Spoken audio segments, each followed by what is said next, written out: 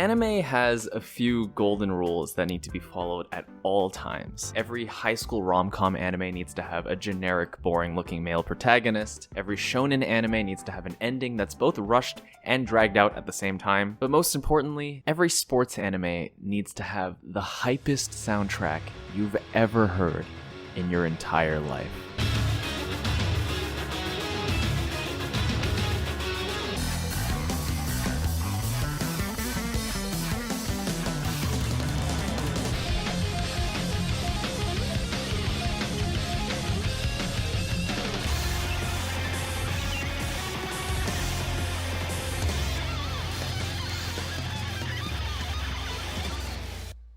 Blue Lock is no exception, and with Season 2 coming out right around the time of this video's release, please don't be asked, please don't be asked, please don't be asked, I figured, hey, why not revisit Season 1 and its amazing soundtrack? If you've seen my JJK soundtrack video, you might already have a decent idea of what kind of stuff I'm going to talk about. There's a lot of other channels on YouTube that do really good anime music analysis, but I guess my thing is that I look into how the music is used in the show to maximum effect. With each given scene, regardless of how important that scene might be, there is a deliberate decision being made on the choice of music, as well as the timing of the music.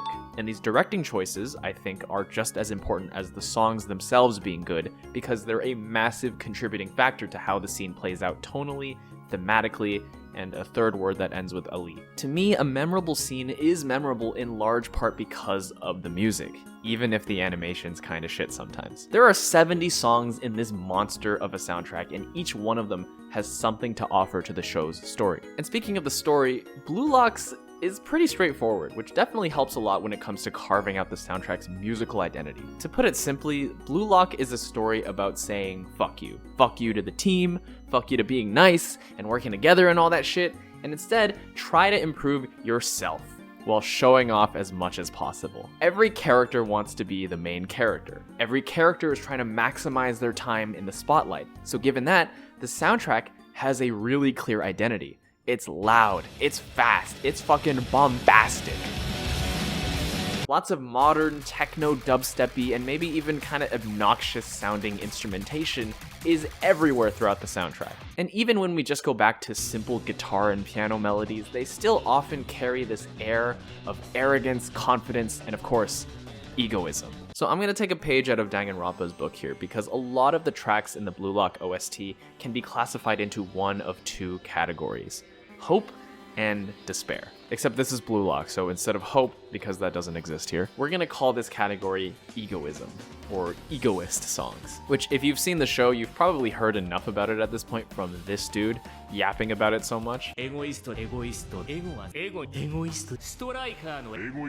Blue Lock as a concept is really heavily built on these extremes. If you're not being a perfect egoist, then you're probably in the exact opposite state, in a state of deep suffering and despair. And you'll see a lot of that throughout this video, as it's reflected really firmly in the music selection for each scene. We very often rapidly switch back and forth between the music being, oh my god, my life is over, I'm gonna die as a failure, to, I'm the fucking best, I'm the GOAT, I'm the fucking GOAT! But I think that's enough intro, so for the rest of this video, I'll be going over the first season of Blue Lock in order and talking about the highlights where I thought the soundtrack really had something to contribute to the storytelling. So let's get started with the very first scene of the whole show. This is when we see Isagi's high school soccer team playing for a spot in nationals. The song we hear to start things off is called Back and Forth, and it's one of the hypest songs in the whole show, and it's definitely one that I'd consider an egoist type of song. It sounds like this.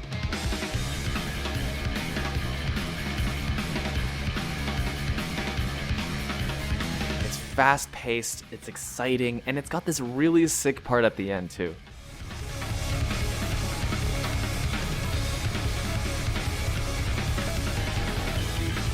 Now, as you probably know, Isagi's team obviously does not win this game, and he blames himself for it because of his choice to pass the ball at the very end instead of taking this shot himself. Now, what I'm about to bring up is probably the most common technique that you're going to see throughout this entire show: the interruption. This is basically any time you have a scene where something important and unexpected happens. A key decision is made, a character says something really cool, the ball gets unexpectedly taken, basically anything that involves having the rug pulled out from under us. During these scenes, it's incredibly common to have have whatever song is playing from the soundtrack get suddenly interrupted, just to add to the emotion of the scene. And the very first time that happens, of course, is the literal first scene in the entire show.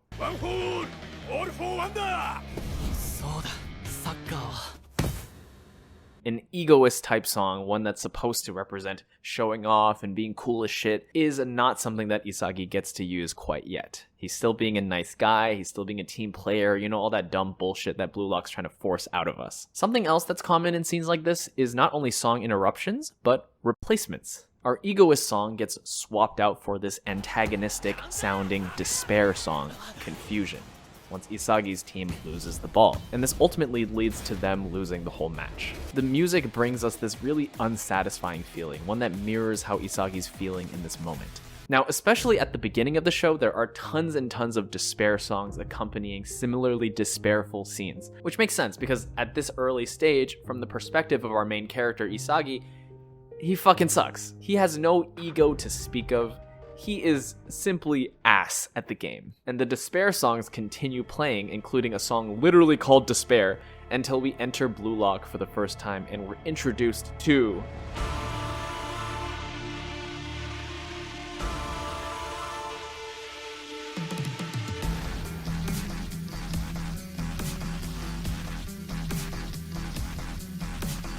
Right away, all the players that have been brought in for Blue Lock start rejecting the idea when Ego appears and gives them the pep talk needed to rile the group up.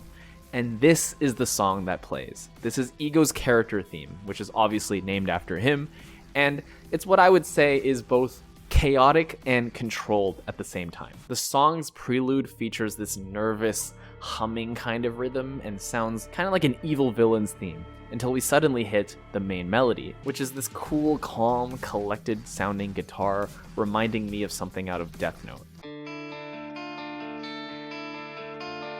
It reminds you that this is the man in control, that his methods might be unorthodox, they might be kind of crazy, but he knows what he's doing. Skipping ahead a little bit, we're now at the part where the first challenge starts. You know, the one where you're supposed to kick a ball at your friends in the face to win. Our bald goat, Igarashi, hurts his ankle, and Isagi has a chance to end his career right there. Now, once again, until this point, we've been hit with non-stop despair songs. Confusion, despair, ambivalence, skepticism, distorted pleasure, and now in this scene, unrest. Tons of uncertain, nervous, and unconfident sounding music to accompany Isagi's state of mind.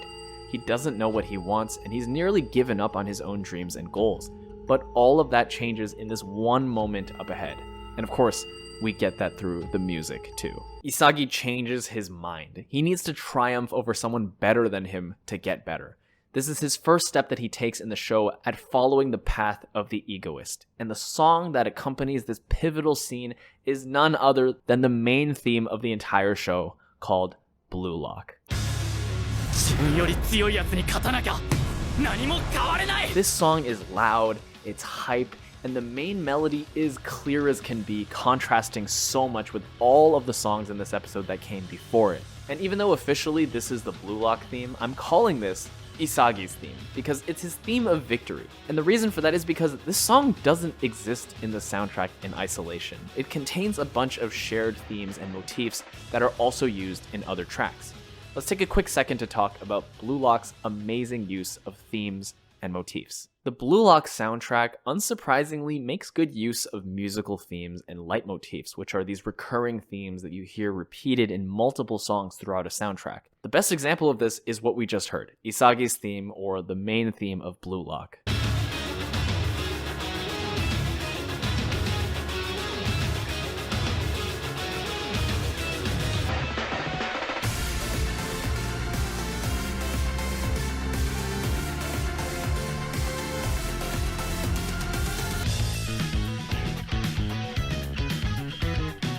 You can also have repetitions of other components of a song, not just the main melody, like bass lines or supporting melodies.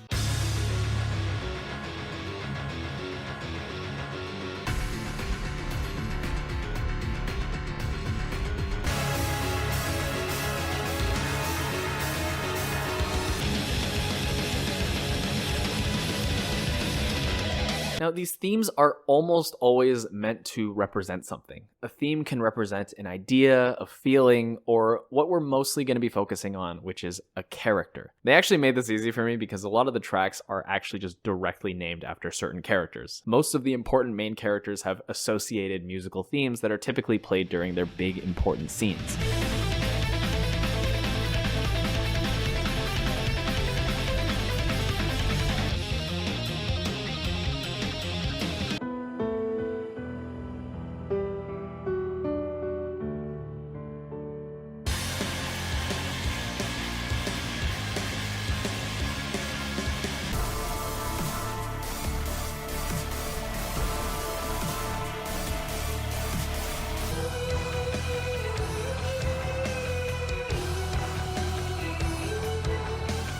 I'll of course be pointing these out as they come throughout the video, but I just wanted to first highlight the importance of these motifs and themes so that you can keep that in mind as we go through this. Okay, back to the show. Getting back into it, the next song I want to cover plays after Isagi shits on Kira's face. Kira goes in nutso mode and Ego shuts him down, and the song that plays is called Logic. Now, quick exercise. What do you think of when you think of a song called Logic? It might be something like this.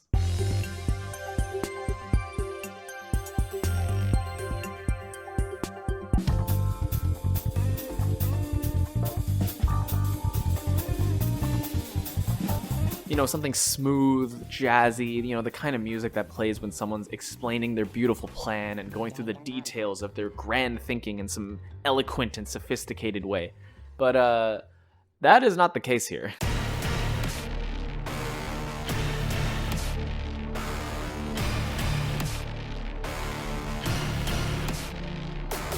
Instead, we get this hard-hitting, fuck you type of music, which tells us that in Blue Lock, things are different. There's a deeply rooted sense of cruel reality in the selection process, and this song hammers that point home really well with its strong, heavily accented rhythm. Dun dun, dun dun, you know, like fuck you, and it fits perfectly for a scene where Ego destroys this bum with facts and logic to explain why he sucks and doesn't deserve to stay here. Now, right after this, Ego tells everyone that they passed the admission exam, yay, wahoo, and we switch to another song called Distorted Pleasure, which is a really important one in this show that's used a bunch of times later on too.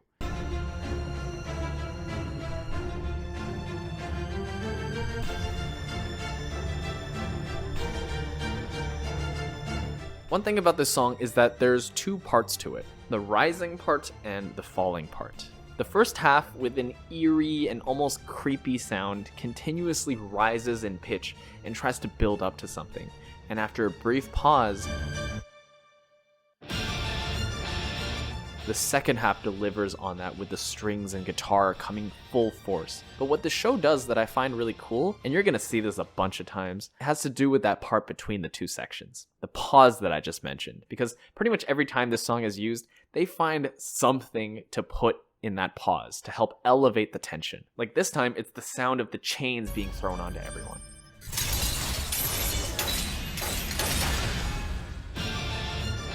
Back in episode 1, it was the I am a striker line that Isagi delivers before he rushes into Blue Lock.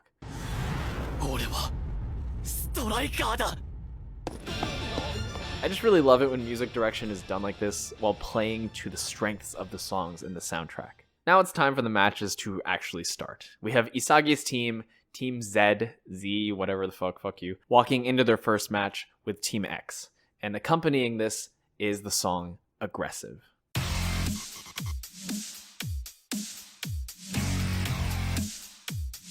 I mean, there's no need to really explain it, right? This song is aggressive. But not only that, it actually serves a really specific purpose in this show, and that's to intimidate. Since they're new opponents, having this type of song here helps condition us viewers that the people we're up against now are definitely no pushovers, and to be wary of them as real threats. Now, I could just be kind of bullshitting that, like how do I know that this was a deliberate decision that this song is used for that specific purpose?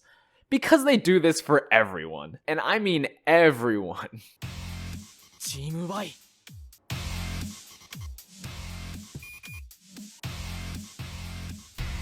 Yeah, Aggressive is basically the universal song in Blue Lock for, oh my god, here's a strong new opponent. They're so strong and scary. Holy shit, wow, please be scared. Now, unfortunately, this game goes like absolute shit for Team Z, but Isagi and Bachira put together a plan to score at least one goal. And once they start putting that into action, we get the song Extension.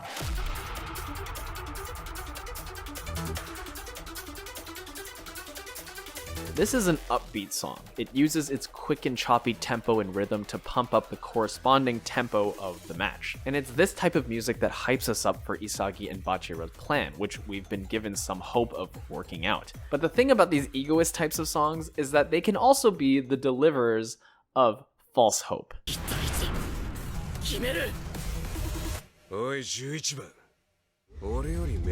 Like I mentioned before, it's so common for music in Blue Lock to get forcibly stopped and interrupted, and it works really well because it mirrors what's going on in the scene where it happens. When it happens in the show during these soccer matches, the music follows along in getting interrupted too. It's a great way to get the viewer really immersed in what's going on. So yeah, in conclusion, our team gets absolutely pee-peed and poo-pooed on. So next match. Now we're up against Team Y, which, as I mentioned, we also get this introduction playing to the same song, Aggressive. Except this time the song is stopped very quickly because things are a bit different this time. Our team has a plan. We get this song called Objective, which is one of those normal sounding songs, the ones that are kind of easily ignored, especially in a soundtrack with a ton of high action bangers like this one. But it's one of the most important fundamental songs that keep the show going. It's a lot calmer, simpler, and just kind of more neutral sounding. And it's a song that's very often used for these types of thinking, planning scenes, and it's used as kind of a palate cleanser before we head into the action again. Not too much else to say, but considering that Objective is literally the most frequently used song in the entire soundtrack, coming in at a total of 14 uses throughout the season, I figured it'd be worth at least shouting it out. Now, there's a ton of great musical moments in this match, but most of it is using the same kinds of concepts that I've already gone through, so we're gonna skip to the end of this match in episode 5. The score is 1-1, and whoever scores next will undoubtedly win the game. The stakes are high, and Team Y makes their final play. All the players, including the goalie, go out for an all-offense play. The despair song Hopeless starts playing, which reflects the hopeless situation.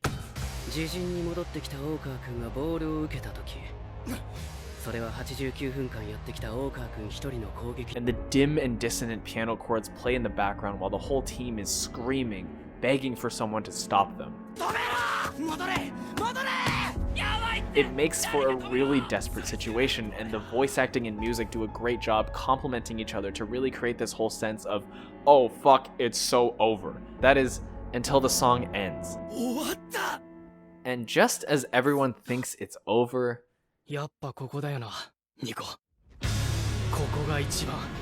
we get the return of the main theme, Blue Lock, which starts just as Isagi hits this pose that goes insanely hard for no reason. Like, look at this shit, holy fuck, you wish you were this cool. We once again see the despair song switching into an Egoist song, and arguably the most triumphant example of this so far.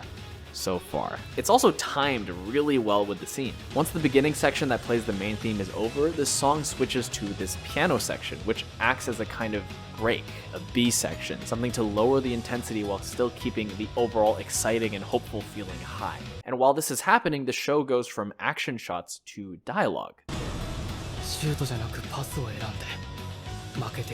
Isagi's internal dialogue, reflecting on how he's changed as a player, is perfectly fitting as the piano plays this hopeful, inspiring sounding melody.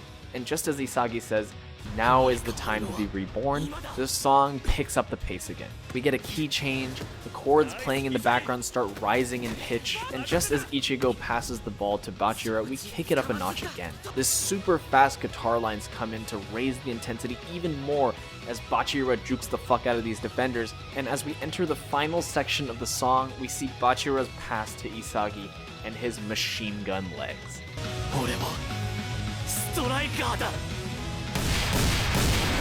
It's just cathartic, the way the music works together with the scene to make an already hype scene even more hype. And we've got way more of that to come. And because that wasn't enough, we've also got this twisted ass scene where Isagi walks past the corpses of the people he crushed and declares that he feels good. The song playing here is one we've heard before, which is Distorted Pleasure. It's normally a despair song, but because Isagi is over here being a full ass villain, the way that they use this song now is more like an Egoist song for him, because we're now seeing this through his point of view. The part that they use for the pause this time is Isagi's own line of dialogue where he says, he's basically a fucking psychopath waking up to the fact that they enjoy causing suffering. You know, just normal Blue Lock shit. But this whole idea about the song being just Isagi's point of view is important, especially with what we're about to see next. The next match is Team Z versus Team W, and yes, we do get aggressive again to introduce them. And to start things off, the focus is all on Sonic the Hedgehog here, who's dealing with some pretty bad motivational issues due to his injury, making him uncertain about his future in soccer. And this is emphasized to the point where we get a scene during this match where the team is objectively doing well. They make good plays, they score a goal, and Isagi is giving Chigiri a pep talk to try and make him unsad. All pretty inspiring scenes, but the song being played is more questionable. It feels uncertain, uneasy. It's even called Puzzle, implying that there's kind of a problem to be solved here. So this song being put here plays the important role of dulling the accomplishments of the team. The feeling of this song makes it so that even though we've scored a goal and the team seems to be happy and celebrating, it doesn't really feel that good, because that's how Chigiri's feeling right now. We're seeing the reflection of his point of view. Also, just kind of an irrelevant aside point, but this song also shares some similarities with Ego's theme, which we also heard earlier.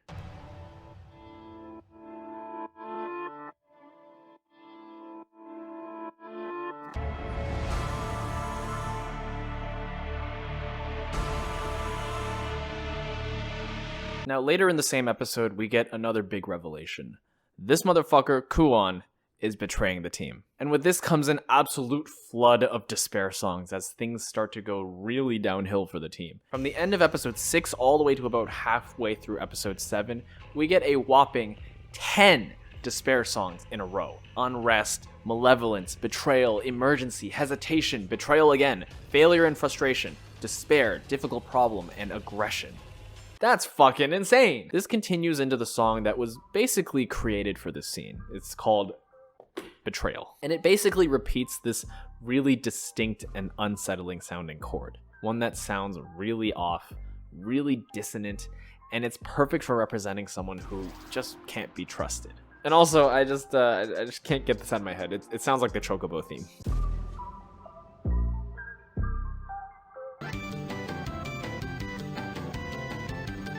Honestly, coming into this video, I didn't really expect to be talking about the despair songs this much, but they really do pop off sometimes. Like, this last song that plays in this episode during this whole Kuon betrayal thing is called Emergency. And they really take this despair thing to the max with this.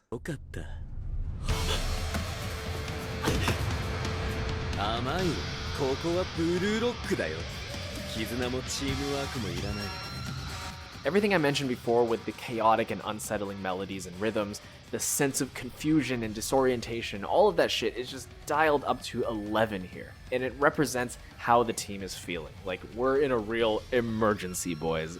It's fucking, it's over, man. Fuck. I'm gonna draw Chigiri.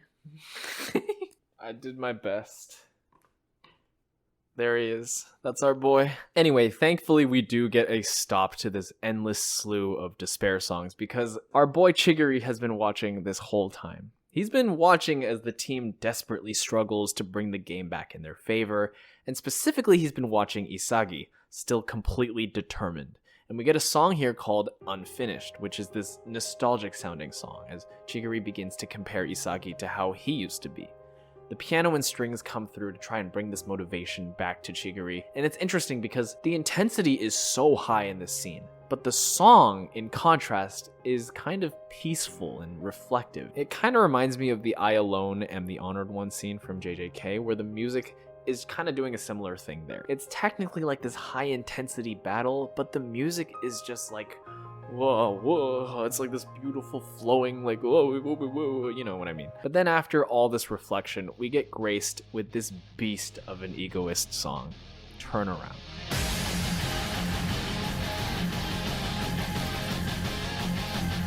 It starts while the team is still in a frenzy, trying to desperately get somewhere in the game, and we see Chigiri quite literally starting to fight against the chains holding him down until he finally snaps. This song is obviously fast and exciting like the other Egoist songs we've already heard, but before that we get this slow section in the middle that's synced up with Isagi taking a moment to realize what's going on here, that Chigiri is back in play. And as he finishes his calculation to make his pass, the song picks up again, and it starts accelerating, and accelerating, and accelerating to this blitzing fast melody.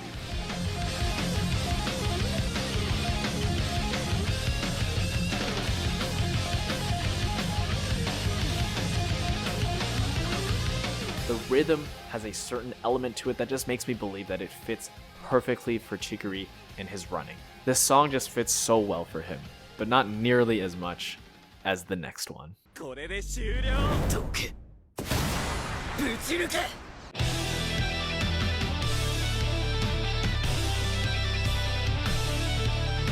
next character theme we get is Chigiri's own, which starts as soon as he gets the ball and continues exactly how the last song left off. Fast as fuck, just like the man himself. But pretty soon we head into a slower, more relaxed and calm section, similarly to before, which fits with Chigiri's internal monologue about how he's feeling.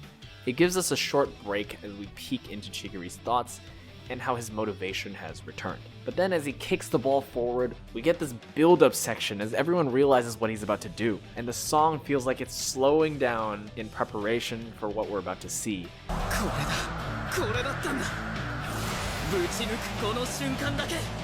And then we go into overdrive.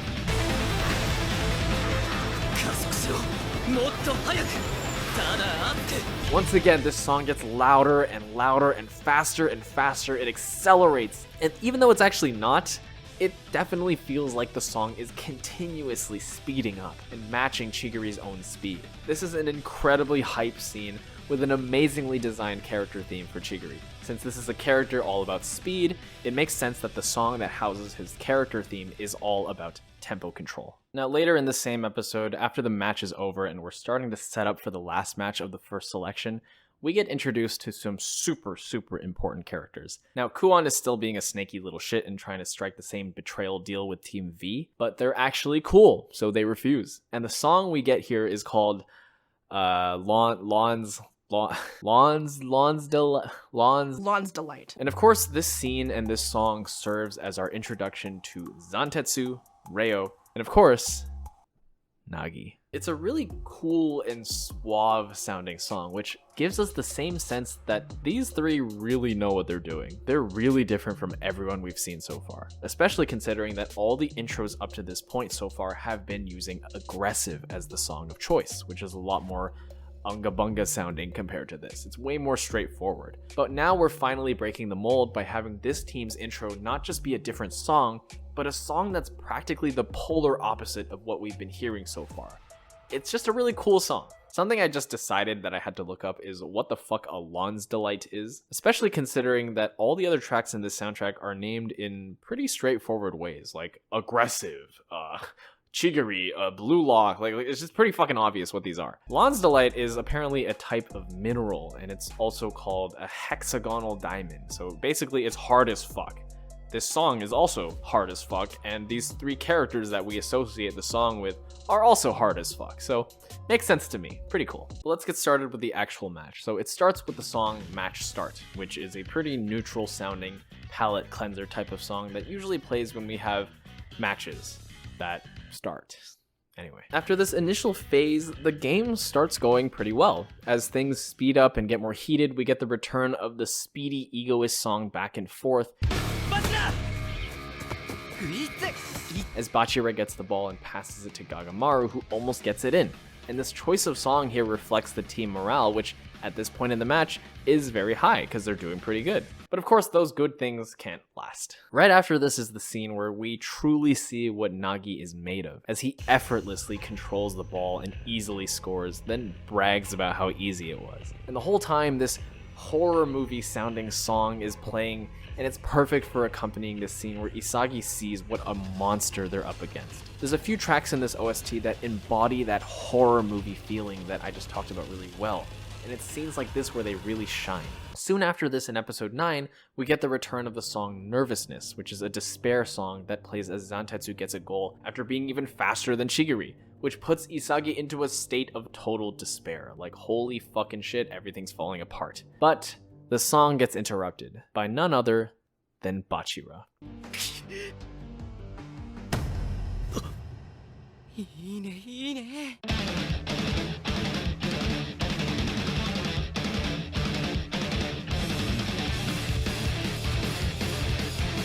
Out of seemingly nowhere, we now get Bachira's character theme, as he jukes the fuck out of Reo and Zantetsu and has a great time doing it.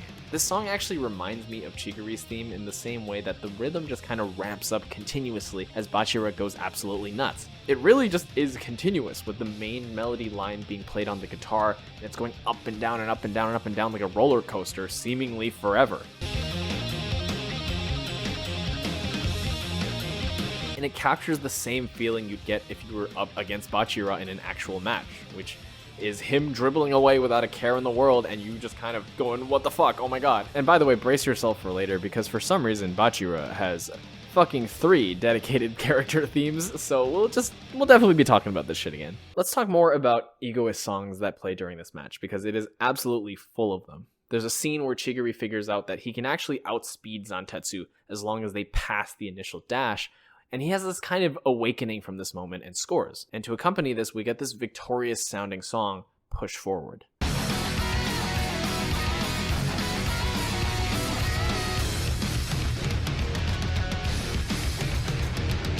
We also get an Egoist song from Nagi, which plays during the scene in episode 10 where he tries doing something on his own for the first time, which is a funny thought, but the scene and the music are far from funny.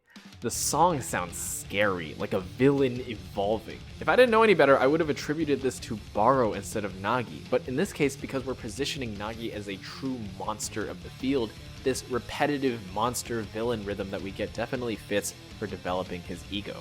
And the last set of Egoist songs I'll talk about all revolve around, of course, our main character. And there's a lot of them. Coming off the heels of a few despair songs where Isagi is continuously going like, oh my god, what do I do? What the fuck? Nagi's so good, holy shit, and he's so hot, oh my god. Isagi is also trying to figure out this whole formula for goals thing. Now, this last part of the match musically has a wild pattern of Egoist and despair songs going on. It goes ego, ego, despair, ego, which is an excellent pattern, and I'll explain why. Once the last play starts, Isagi finally gets the ball, and he can smell the goal, man. He can smell that shit. The first Egoist song, Protrusion, is intense right off the bat, and it starts going into a really quick guitar riff to build and build and build towards something big.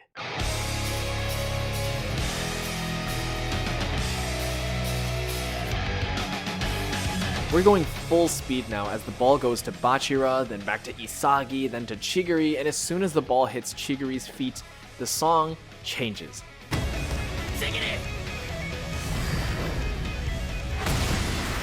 Because it accelerates and accelerates and accelerates, and I refuse to believe that this wasn't timed this way on purpose, because it's so perfect how this specific part of the song was timed exactly for Chigiri's run, until it goes back to Isagi, and the song slows down again before it finishes playing. The second song, which is the second Egoist song in this group of 4, is called Last Chance. We have Isagi and Ichigo versus the last few defenders, and things are once again chaotic. The ball gets passed around a bunch of times, from Isagi to Ichigo to Zantetsu to Raichi to Bachira. It's absolutely insane. And the beginning part of the song that plays during all of this is equally fast, equally chaotic, and equally hard to follow, until the ball reaches Bachira, and once again we slow down.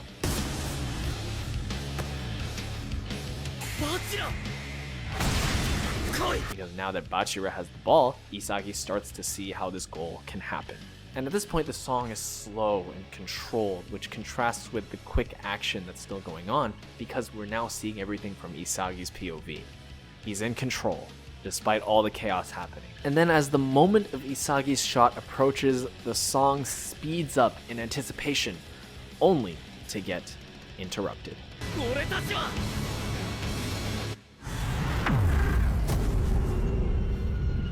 The third song in this section is the Despair song, because the song right before gets stopped right in its tracks by none other than the monster Nagi. And he's saying that Isagi is the most dangerous person on the field, which is sick, by the way. If Nagi said that to me, I'd be like, oh, fuck, thanks.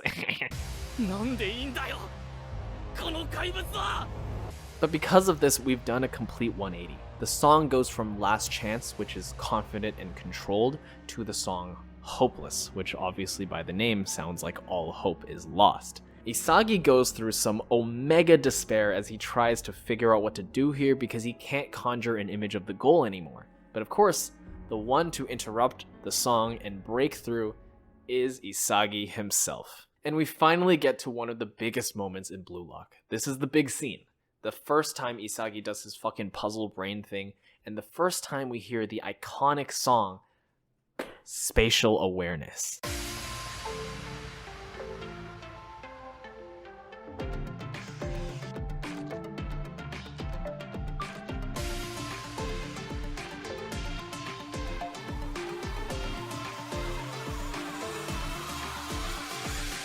With Spatial Awareness, we complete that pattern that I was talking about earlier. 2 Egoist songs in a row to build up the hype, build anticipation that there's a win coming, only to take it away at the peak of that hype with a despair song, before we bring it back with one final Egoist song to shut down all that despair shit and come out stronger than ever. This is the emotional formula Blue Lock uses so often and to such great effect, and it's a huge reason why scenes and episodes like this are so incredibly memorable. The song itself is amazing too. There's more shit to talk about there for sure. Of course, the main driving force behind this song is the main theme, the main motif, where we reuse Isagi's character theme. The instrumentation used in this song compared to, let's say, Blue Lock is a lot more electronic sounding, more technical and Mega Man kind of sounding, and it gives us more of a feeling that this is the result of something that was pre-calculated, rather than like this brute force fluke victory. The song also gets louder and faster as we build up more and more, and as that formula gets filled in, the quick piano rhythms keep that momentum and anticipation going, and we continue to build up to the moment where Isagi takes his direct shot and the ball hits the inside of the net. And the pause that happens here, oh god, the pause. It's the same technique that I mentioned earlier, where they take an existing pause in a song right before the drop, and then they extend it to put something in there. And that shit is used to full effect here. The music stops for a moment where we hear the ball going in, and we hear Isagi's declaration that he's figured out the formula. And then we get Isagi's big pop-off moment before the song comes back in full force to celebrate his victory. By the way, this isn't related to the music, but I just find it hilarious that Isagi's big brain reveal that was basically the payoff for 11 episodes of build-up was just, oh yeah, it turns out I don't have to stop the ball to kick it, I can just kick it. Before we move on to the second selection, there is also one more very important song that I wanted to talk about in this part, and that's Shut Up, Henri-chan. Shut up, Andy-chan. Okay, now we've entered the second half of the season, and what better way to kick things off than with an introduction to the top 3. In this scene, we once again get the song Fuck. And very fittingly, it's here for the exact same reason that we got it the first time. Last time we got this song during Nagi, Reo, and Zantetsu's introductions as a way to kind of distinguish all of them from the other opponents until this point, to make a point that these guys were different, they were on another level. And this time, it's the same thing. We get another trio of players introduced to us, except Nagi from the original trio is now on our side, while the new 3 are on another level above what we saw even before. The top 3 of Blue Lock, which includes this annoying fucking piece of shit. Now, this match does have a bunch of cool musical moments, but nothing super new or unique, so we'll actually just hit the fast forward button and skip to the end. Because the whole point of this match is to humble our guy here. The match ends, and after Aryu and Toki Fucker pick Bachira, he says his parting words, encouraging Isagi to chase after him. And the song we get here is super important. It's called Regret.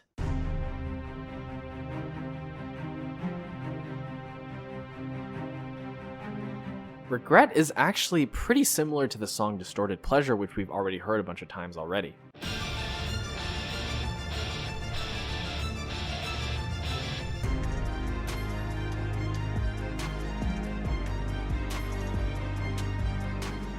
I'd say Distorted Pleasure is more despair-filled and evil-sounding, while Regret, ironically, is more hopeful. Like we've been knocked down, but we can get back up and do this again. The melody is both slower and lower pitched, which makes it sound more calculated, more like Isagi's in control of his future. But at the same time, we get this sense of finality, like whatever happened has already happened and can't be undone.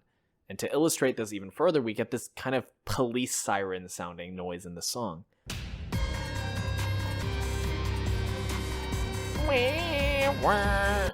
It sounds super jarring and also kind of purposefully off-key to add to that discomforting feeling. It's just kind of eerie and ugh. But do keep this song in mind because it's gonna come back in a big way later. Some of you probably already know what I'm talking about. It's good stuff, just trust me. The next match is Isagi and Nagi versus Barou and my beloved boy, Naruhaya. Now, just like all the other matches, this song is also filled with great musical moments. But I'm gonna focus on just one scene here, because it's a good one. The Crunchyroll Clips channel calls this scene Nagi's Kingkiller, and the song is called... I've been avoiding talking about this song until now on purpose, even though it's already been used 5 times before this, because I wanted to save it for this scene.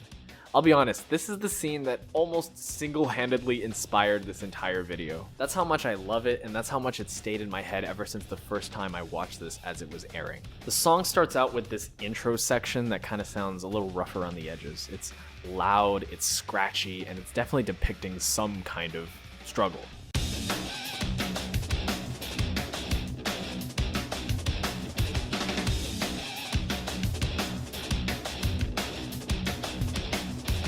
Then we transition into these more kind of defined, low-pitched guitar rhythms that repeat for a while.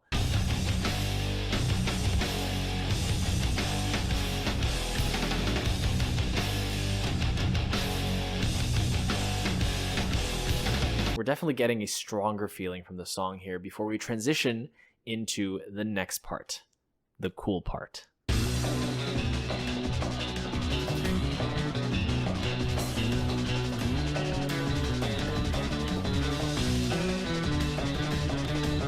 This is where I honestly kind of struggled to understand why this song is called Struggle, because this part, the main melody, is smooth as fuck.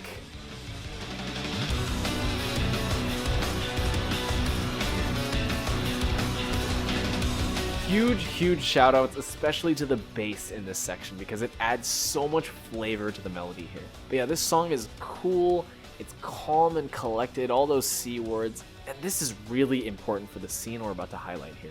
I really want to call this song Nagi's theme, just for this scene. I know there's better options out there, especially considering that he got a whole ass movie that actually does have a track called Nagi, but I don't care. I think this song fits Nagi's cool and calm character to a T. This scene starts with Isagi getting the ball, trying to figure out how to get past the opposing team's defenses, and as he struggles to figure out, we get the beginning rough section of the song to highlight his uncertainty. Then as soon as Nagi shouts at him to pass it to him, the stronger section of the song comes in, which signifies a kind of shift in control. And once we get to that middle section of the song, the cool part, we switch from a view of the match to Nagi's inner thoughts.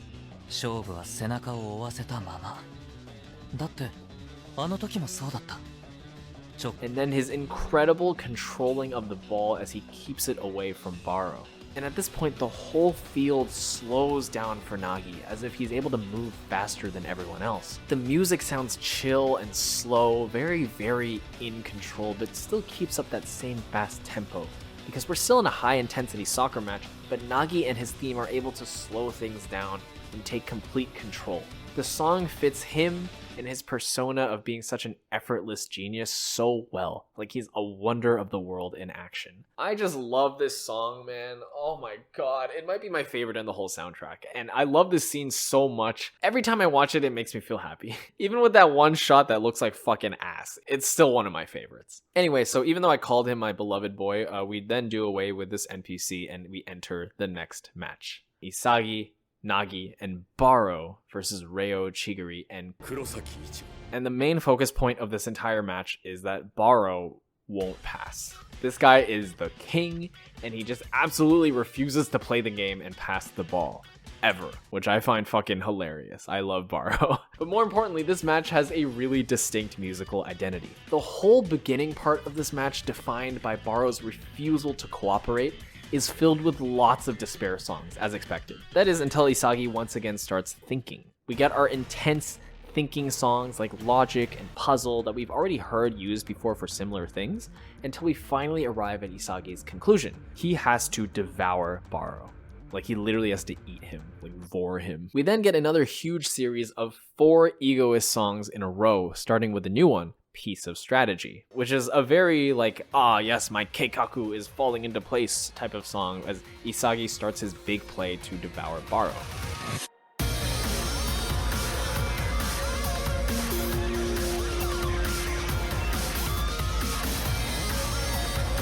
Now, as this plays, Isagi baits everyone into thinking that he'd pass to Barou, but actually passes to Nagi. And then while everyone's focused on Nagi, he runs into a blind spot for Nagi to pass back to him, and as soon as he makes that pass, the song switches into our next Egoist song. The tempo and intensity of the music ramps up as we enter the next phase of Isagi's plan. We get Protrusion. ちゃんと見てたよ。マジか。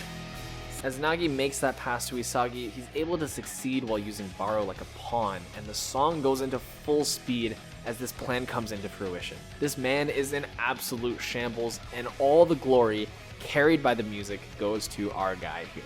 We then get a beautiful example of what's normally a despair song turning into an Egoist song, because this next scene when Isagi turntables on Barou and calls him a 下手くそ is another instance of playing a villainous, despair-sounding song during the main character's victory, because we're seeing this through Barou's POV now. And this continues after this too. The match starts again, and according to Reo, Isagi's aura has changed. Barou keeps losing, and Isagi keeps taking advantage of that to score again. But again, instead of some victorious theme for this because our team is winning, because we're seeing this through Barou's POV, this is a twisted way that despair songs become Egoist songs. It's the same type of music with tons of dissonant, harsh-sounding chords like this, used to paint the picture of a monster. The same way that we got this type of music for Nagi, Rin, and even Barou himself during their introductions, we're now getting it from Barou's POV with Isagi as the subject. The script has been flipped, and the music is in favor of our main character. Episode 18 and a lot of the songs from the remainder of this match are centered around Barou and his newfound struggle, because my man is doubting himself for the first time in his life. As the game starts again and Barou tries more and more desperate plays to no avail, we get Helter Skelter, which previously played as a theme to highlight Nagi as a strong opponent, but now is being used in a different context. We continue to hear a lot of Barou's internal monologue, and the song playing is clearly adding a lot of chaos and panic to the scene, reflecting his internal state of mind as he desperately tries to prove himself as still being worthy of being the king. And as soon as he realizes that he won't be able to score here, the song stops. And we see Isagi in the perfect position. Barou finally passes the ball, which to him is basically like saying that he fucking killed himself, because this show is that ridiculous, and I love it. The aftermath of this is that Barou is in absolute despair after realizing that he basically just bowed down and gobbled up Isagi's fat cock, and it's accompanied by this song. The only song in the soundtrack that I really just could not find. I don't know if it's some unreleased, unnamed song, or if I just did a shit job trying to find it, but in any case, it's another classic despair song that plays with all the key signs. The calm piano melody playing underneath the string is just kind of humming, playing this constant noise that unsettles you, and for Barou, literally shatters his world apart. A bit later in the match, during the last play, Barou ends up with the ball once again, except this time, he's accepted that he's no longer the lead, that he's a supporting character making way for the leads. Right away, it's obvious that the song playing here is placing an emphasis on Barou's POV, because the way this match is going, this is Isagi's final planned out play, and it seems like it's going to work. But instead of a victorious, egoist song, we get this.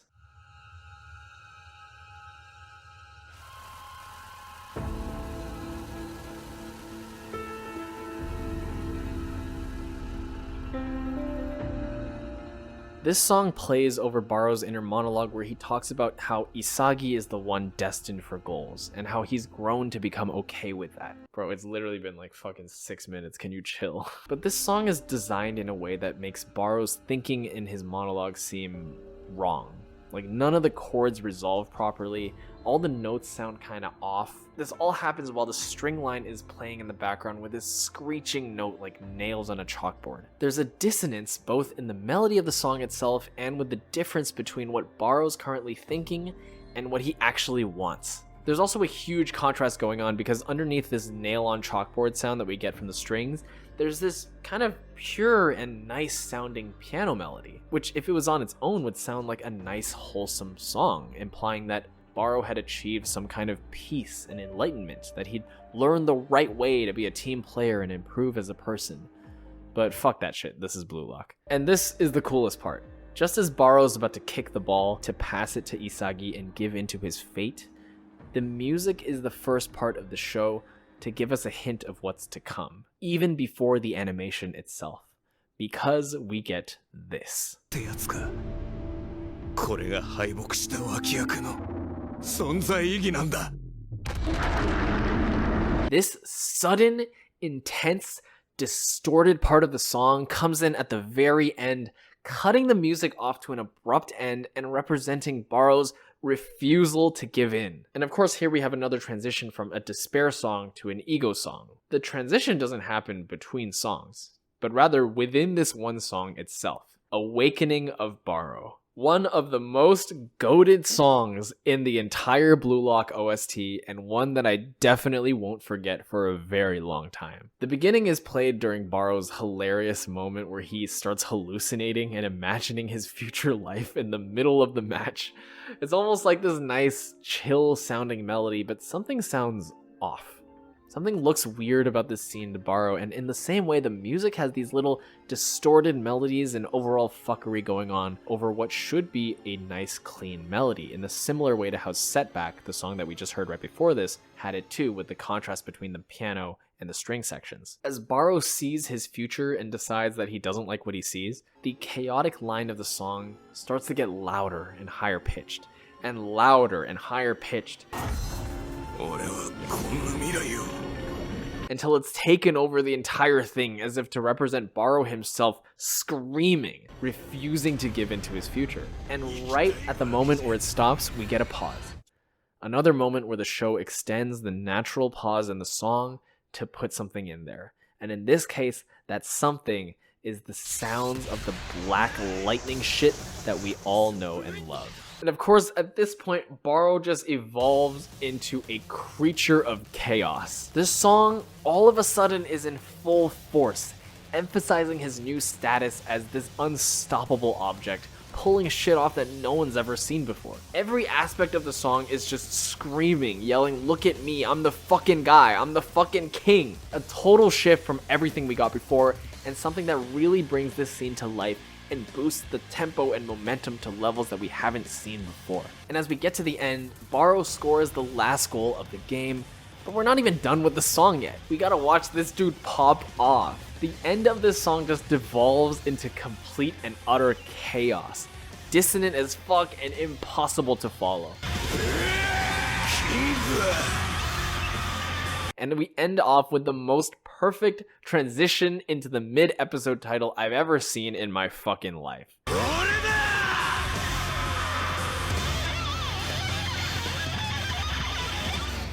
It's beautiful. Episode 19 is more or less all about Bachira, as the perspective flips back to him. And a big part of it is Bachira's flashback, featuring him as a kid, and his mom talking to him about the monster that exists inside him, and also showing Bachira as just this lonely kid looking for friends, and finally being able to find that after he joins Blue Lock. There's a bunch of these flashback scenes showing this in the episode, and to accompany them, we get not one, not two, but 3 instances of Bachira's character theme. Except it's not the one that we already heard. Because this guy, remember, doesn't get 1, doesn't get 2, he gets 3 entire character themes to himself. What a fucking hoarder, man. It is an interesting song though, and unlike the first Bachira theme that we heard called Bachira, his last name, this one is called Meguru, Bachira's first name.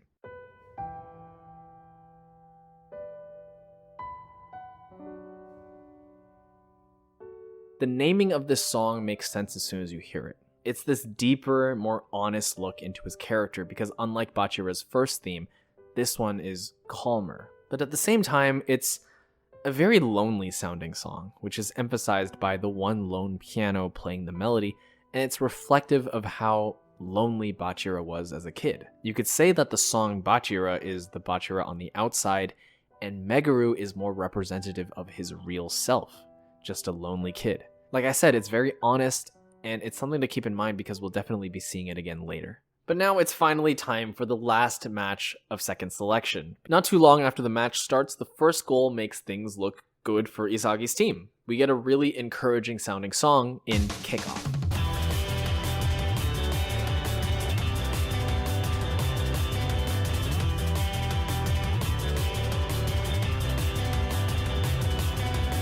For this part of the match, Bachira narrates the whole thing. He's amazed at how well the team worked together, and in the end, leading to Chigiri getting control and scoring the first goal. The upbeat tempo and melody that this song provides gives us a really positive sense going into the match. But not too long after, the opposing team basically does the exact opposite of what we just saw. All the plays then go in their favor, showing off their strengths in a similar way to what Bachira was seeing from Isagi's team. So far, it's a pretty normal match, pretty normal music, and it's pretty positive on both sides. We get this glazing of our team and then the glazing of the opposing team. But that part, the glazing of the opposing team, rises to a peak when we get this. やばいその射程はリンのエリア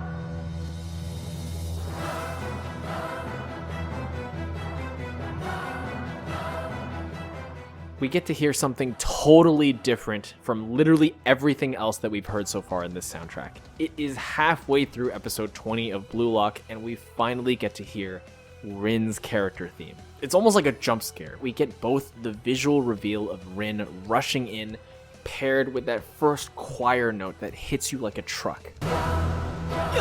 The very fact that this song has the choir of all things at the forefront of the melody really clues us in on something that Isagi said himself.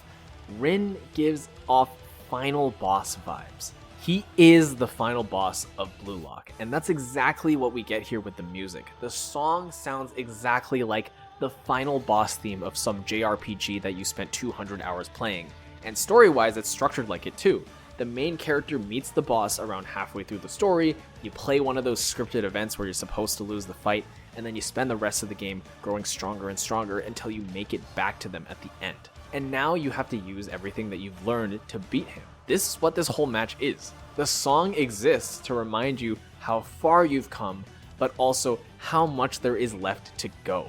And if that wasn't obvious enough from the music, Rin will tell you that himself too. The main voice in the choir of this song sounds almost somber, as if to say that Rin himself is feeling somber, sad, despairful. He thinks this is a waste of time, and he has nobody to challenge him, and we continue to see him effortlessly best everyone who tries to. As we get to the end of the scene, Rin scores basically all on his own, and we get gifted with this sick-ass guitar solo, which keeps the energy up. And that's important for this scene, because unlike last time, Isagi's not in despair. He has the will and the ego to devour Rin, as in he literally wants to eat him. He's a cannibal now. Because of that, I've marked this as the only song in the soundtrack to be used in a scene as both a despair and an egoist song at the same time. Rin's ego is fueling Isagi's ego, and the music, this final boss theme, helps put that dynamic up front and center. Near the end of episode 20, we do get one more incredible music moment. As the game starts up again, Nagi's analyzing what's going on. That Isagi and Rin have both maxed out their spatial awareness stats, but Isagi loses in his physicality, so Nagi commits to the idea that he needs to be the missing piece. The piece of strategy.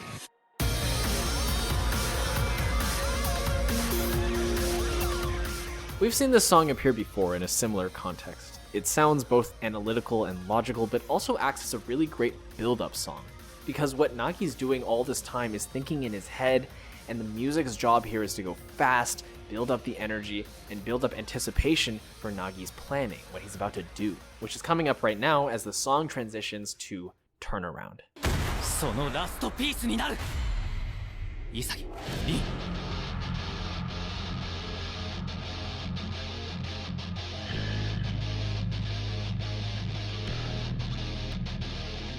Now, I know I did this whole thing earlier about the song Struggle and how in my heart that's what Nagi's theme is, but if we're being totally honest here, this is probably a better candidate, just based on the moment. Nagi goes absolutely nuts and evolves past what everyone thought was possible. His new movements force Isagi to adapt to him, and Nagi does this whole fucking 2-stage fake volley thing, holy shit, and he bests Rin and scores for himself. The song timing is amazing here. During the build-up to Nagi's shot, the music's also building up. It's passive, it's quiet, and it's clearly leading up to something big.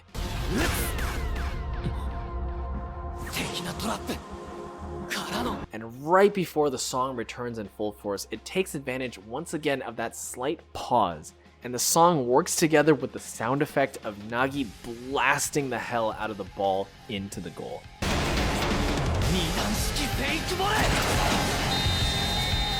Something important to mention here is that Blue Lock tends to do this thing where they save the hypest parts of the song, not for the hypest action shots, which would have been the actual shot that Nagi took at the goal, but rather saves them for the character reactions afterwards. We've seen it before already, with maybe the best example being in episode 11 when Spatial Awareness played after Isagi figured out his direct shot formula. You see how the drop of the song, the significant part, plays after the moment is already over? It's putting a lot of emphasis on the character moments, the character developments, and the character evolutions. And the absolute peak of that is this song and this scene building up to the end, with Rin finally admitting that he's fucking shook. He's shook, boys. Finally, we did this.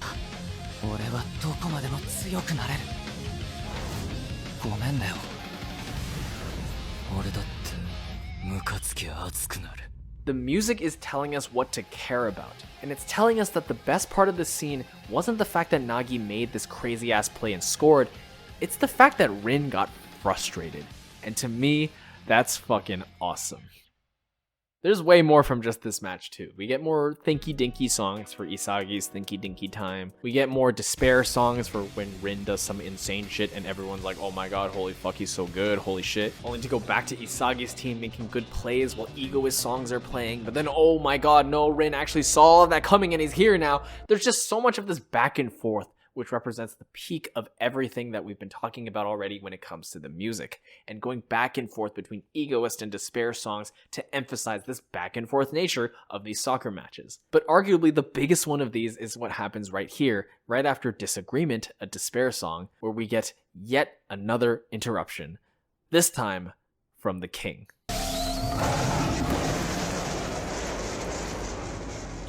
With Barou coming in, unpredictably stealing the ball from his teammate and making Rin just about shit himself, we get his amazing character theme we heard earlier during his initial awakening of Barou.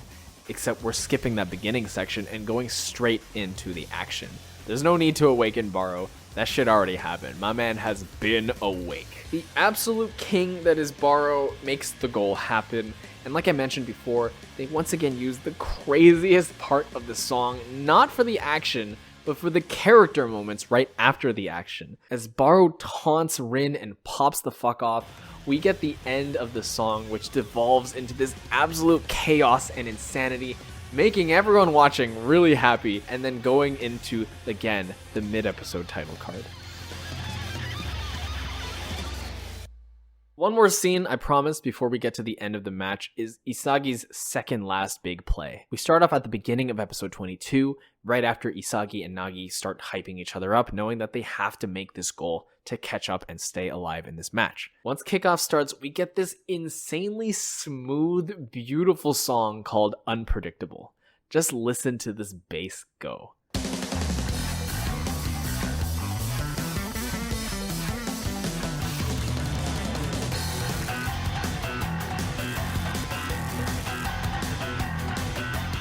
It's an amazing song, just like the other Egoist songs, and it keeps up the momentum of this play so that we're paying full attention before we transition into another great Egoist song that goes one level higher, Protrusion.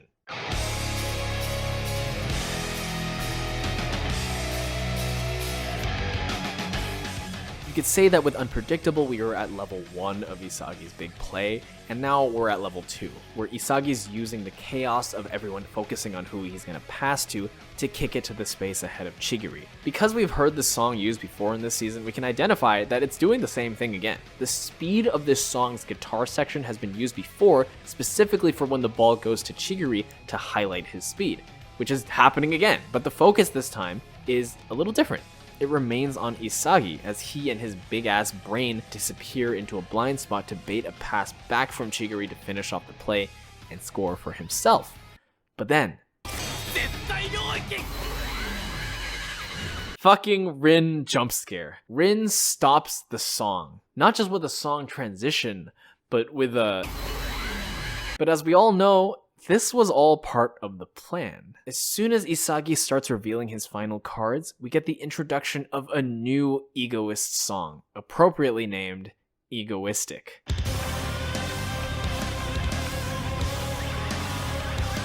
Isagi punks the fuck out of Rin as he does his back heel shot, scoring the goal and evening up the match. Egoist is a really hype song, but it's worth mentioning that so much of this song continues well after the move Isagi made and continues into the discussion with the team after. And this is a really great way to keep the momentum and excitement going even after the action has stopped. It continues and continues and gets faster and faster as Isagi continues his explanation, until the song enters its climax with Isagi's declaration that they'll win the last point.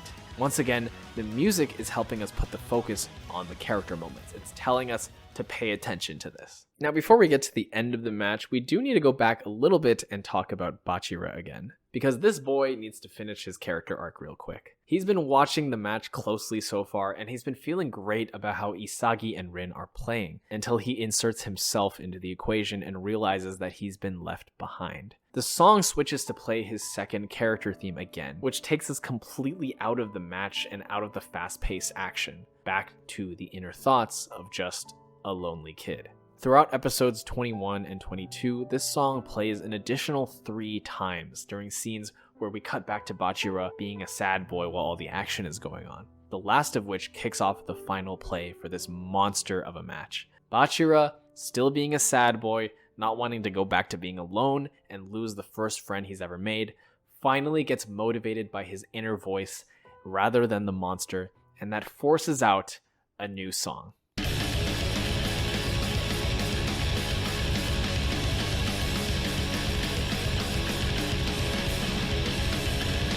Last Chance plays, and right away the quick nature of the song launches us back into the action. Isagi's all like, holy shit, Bachira is going nuts, and he passes the ball away as Chigiri and him attempt a final play. And at this point the song starts accelerating to the point where it sounds panicked as we hear a similarly panicked Bachira begging Isagi not to end the game. But of course, Rin does clutch it up and save the ball from going in at the last second, and the ball ends up once again with Bachira. The song Puzzle plays as Bachira has his final encounter with the monster. The music here presents that encounter as a problem to be figured out, as Bachira tries to force the monster to disappear because he doesn't need it anymore. There's this slight uneasy tension made by the music as we're not really sure what's about to happen, but that doesn't last too long because Bachira finally starts his final play, with none other than his first character theme, the fast and energetic Bachira, coming out.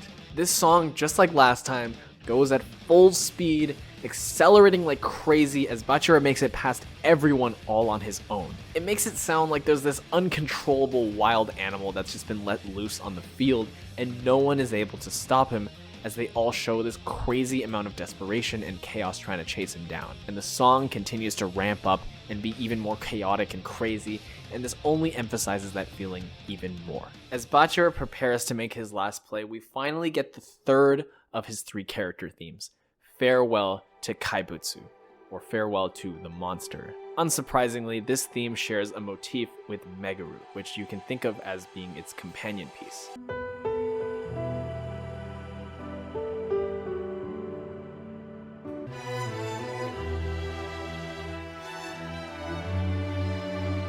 It's a great send-off piece, obviously thematically sounding very different once again from everything else in the soundtrack, And the main motif from Meguru here is playing loudly and clearly now, without a hint of hesitation or despair like we've heard so many times up to this point. The song makes it clear that Bachira has really evolved now into his own player. And as the song hits the climax, we get the monster physically disappearing from Bachira's memories, fitting perfectly, and the song ends triumphantly with Bachira making the shot before Isagi shows up to stop it. Only Isagi didn't interrupt the song.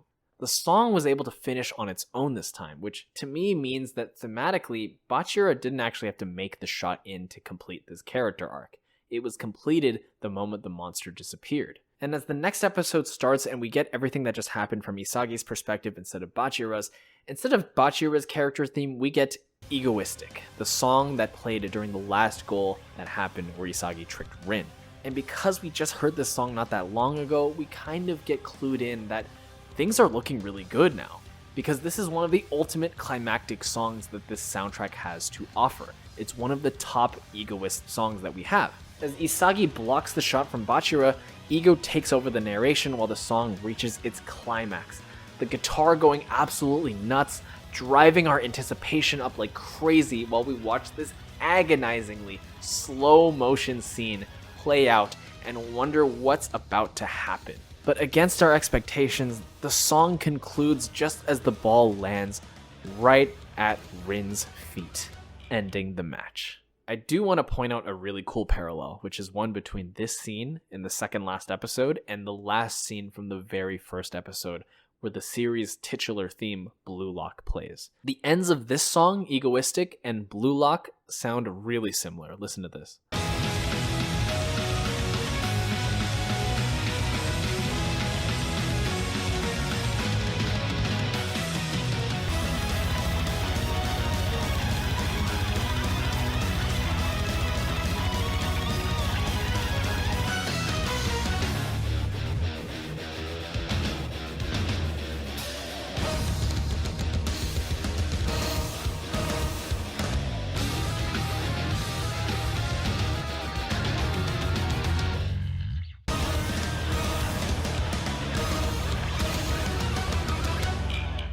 But not just the music, but the scenes themselves that go with the music are laid out in very similar ways, with the ball landing directly at the feet of Isagi and Rin respectively, changing their fate. I just thought that was a really cool parallel that I noticed on rewatching this. But the last song to talk about for this match wasn't that. It's actually the return of Regret.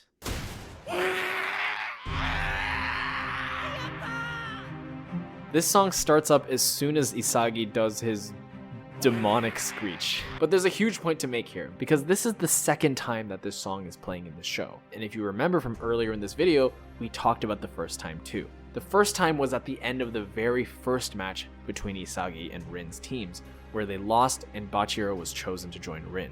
And now, the same thing is happening again, though under very different circumstances. It's a great musical callback to that moment from earlier in the season, because we've come so far, but the same thing is happening again. And using the same song that we used the first time really rakes in that feeling of disappointment and finality for us and for Isagi. The last part of this video is going to be pretty short because it's the actual last match of the season, the one against the World 5, also known as the Engrish 5. He made a name for himself at one of rare subordinate teams. These 5 players get introduced to none other than the exact same song that's been used for almost every introduction of an opposing team, Aggressive. But interestingly, during the match, there's actually a lot of new music that plays, namely this one called Unity Roots that plays as the match starts. It's another one of those energetic, optimistic sounding songs that accompanies us as we watch Isagi, Bachira, and Rin make their first and only real play in the match, keeping up with the tempo of their movements, the strings coming in towards the end as Rin makes his shot to score the first point of the match, as they do a great job in giving us hope for what this match could be. Except we know they get shit on. Like, really bad. The remainder of this match, because they're getting shit on, is a lot of chaotic songs, a lot of despair songs playing as the team essentially just loses control.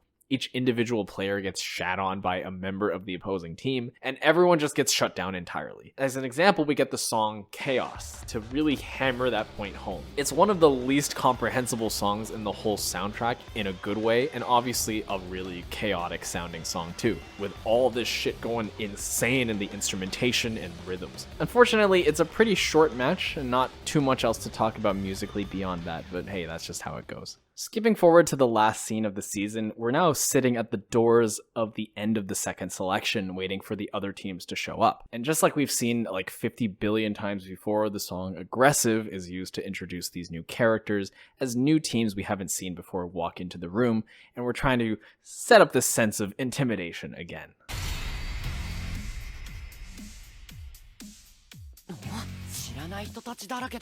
As everyone waits for Reo and Ichigo to enter as well, unsure if they made it, the song Difficult Problem starts playing. It's a really suspenseful and uneasy sounding song again, with the dissonant strings and piano adding to the tension, and finally peaks and ends right as the reveal is made that our boy Ichigo didn't make it.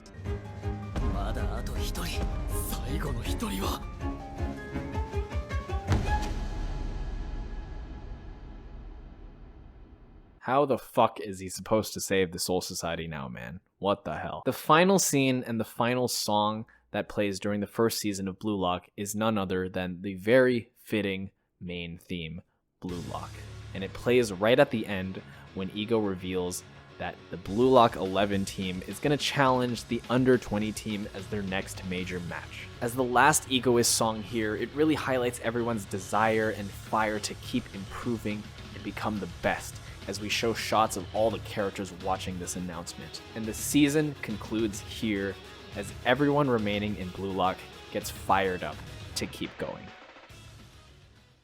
So yeah, that's Blue Lock and its amazing soundtrack in a nutshell, if the nutshell was a way too long YouTube video. Now, something I did while making this video is go through literally every single scene in the first season and write down which songs played, because I'm insane. So because I did that, I have a leaderboard of sorts for song frequency, which I'll be showing here as I finish off this video. But yeah, I just wanted to say that obviously I love soundtracks. I love the music itself, of course, but I really do think that the way the music is used in shows is something that we need to talk about more and appreciate more. The choice of songs used and the timing of these songs is such a big part of what makes anime so cool to watch. And also, I hope that Blue Lock Season 2 doesn't suck absolute monkey ass, because I saw that fucking trailer, bro.